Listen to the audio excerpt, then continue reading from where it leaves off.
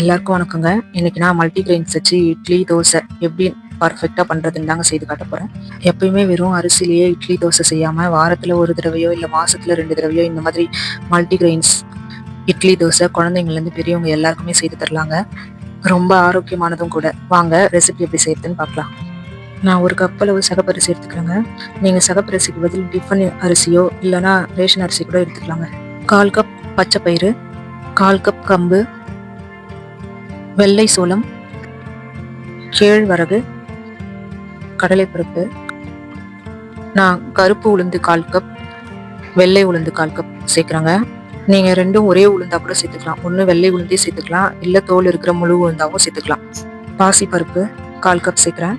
வெந்தயம் 1 table spoon சேர்க்குறேன். இது எல்லாத்தையும் நல்லா வாஷ் பண்ணிவிட்டு ஒரு 4 மணி நேரத்துலேருந்து 5 மணி நேரம் வரைக்கும் தண்ணி விட்டு ஊற வச்சுக்கலாம். ஒரு 5 மணி நேரம் நல்லா ஊறிடுச்சு. நான் மிக்ஸி ஜாரில் சேர்த்துட்டு அரைச்சிக்கிறேன்.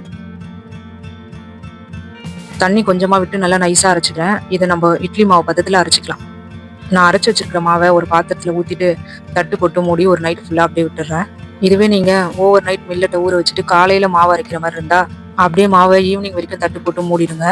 ஈவினிங்காக இட்லி தோசைக்கு உங்களுக்கு சரியாக வரும். நம்ம இப்போ நைட் அரைச்ச மாவு காலையில் எப்படி இருக்குன்னு பாருங்கள்.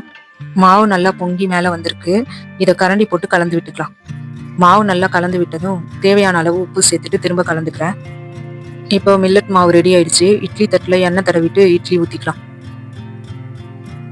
இந்த மாதிரி மல்டி கிரெயின்ஸில் இட்லி, தோசை வீட்டில் அப்பப்போ செய்து கொடுங்க. அவ்வளவும் குழந்தைங்களுக்கு எலும்புக்கெல்லாம் ரொம்ப வலுவானது.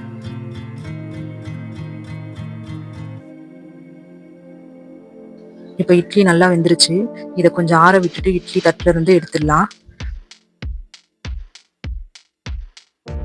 பாருங்க இட்லி தட்டுல இருந்து எவ்வளவு நல்லா வருதுன்னு. இந்த இட்லி நார்மல் இட்லியை விட ரொம்ப சாஃப்டா மெத்துன்னு நல்லா இருக்குங்க. கண்டிப்பா நீங்க வீட்டுல ட்ரை பண்ணி பாருங்க.